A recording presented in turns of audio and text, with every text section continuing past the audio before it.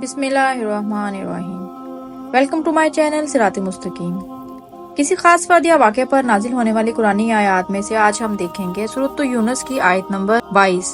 اس آیت کا ترجمہ کچھ اس طرح سے ہے، وہ وہی ہے جو تمہیں جنگل اور دریا میں سیر کرنے کی توفیق دیتا ہے، یہاں تک کہ جب تم کشتیوں میں بیٹھتے ہو اور وہ کشتیاں لوگوں کے موافق ہوا کے ذریعے سے لے کر چلتی ہیں اور وہ لوگ ان سے خوش ہوتے ہیں، تو ناگہاں تیز ہوا چلتی ہے اور ہر طرف سے ان پر لہریں چھانے لگتی ہیں، اور وہ خیال کرتے ہیں کہ بے شک وہ لہروں میں گر گئے ہیں، تو سب خالص اعتقاد سے اللہ ہی کو پکارنے لگتے ہیں کہ اگر تو ہمیں اس مصیبت سے بچا دے تو ہم ضرور شکر گزار رہیں گے۔ پھر جب اللہ انہیں نجات دے دیتا ہے تو ملک میں ناحق شرارت کرنے لگتے ہیں۔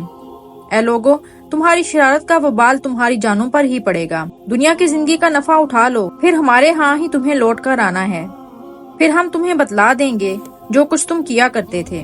عرب کے لوگوں کے ہاں یہ رواج تھا کہ وہ روزانہ صبح اٹھ کر اپنے ہاتھوں سے تراشے ہوئے بتوں کے سامنے جھکتے اور ان کی عبادت کیا کرتے تھے۔ عام حالات میں اپنے ان بتوں کو حاجت روا سمجھتے تھے، کبھی فرشتوں سے مدد طلب کرتے اور کبھی جنات سے فریاد رسی کرتے، لیکن جب کسی بڑی مصیبت یا طوفان میں پھنس جاتے تب صرف اللہ کو پکارتے اور اسی سے مدد طلب کرتے۔ اللہ سے التجا کی وجہ سے نازل شدہ مصیبت سے چھٹکارا پاتے، اللہ سے التجا کی وجہ سے نازل شدہ مصیبت سے چھٹکارا پاتے ہی اپنے بتوں کی پوجا شروع کر دیا کرتے۔ جناب اکرمہ بن ابی جہل کے اسلام لانے کا واقعہ بہت مشہور ہے۔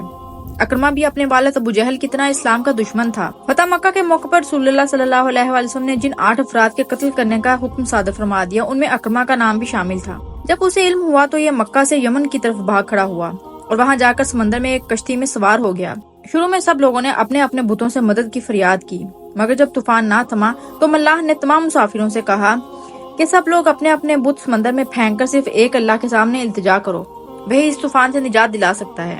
چنانچہ اس کے بعد کشتی کے تمام مسافروں نے گڑ گڑا کر اللہ کو پکارنا شروع کر دیا، جس سے طوفان تھم گیا اور سمندر پرسکون ہو گیا، اور یوں اللہ کشتی کو بخیر و عافیت ساحل تک لے جانے میں کامیاب ہو گیا۔ یہ سارا واقعہ اکرمہ کی آنکھوں کے سامنے پیش آیا، اس لیے اس کے دل پر اس واقعے نے گہرا اثر چھوڑا۔ اس نے سوچا کہ اگر سمندر میں صرف ایک اللہ ہی ہماری حفاظت کرتا ہے تو خشکی پر بھی وہی اکیلا ہماری حفاظت کرنے والا ہے۔ اگر یہاں پر اللہ ہی عبادت کے لائق ہے تو خشکی پر وہی عبادت کے لائق ہے۔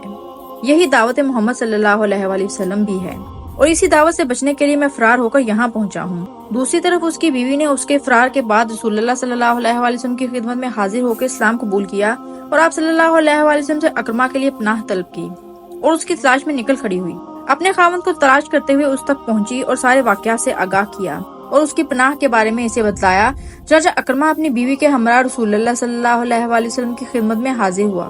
اسے دیکھ کر رسول اللہ صلی اللہ علیہ وآلہ وسلم بہت خوش ہوئے۔ اسی موقع پر اس نے اسلام قبول کیا۔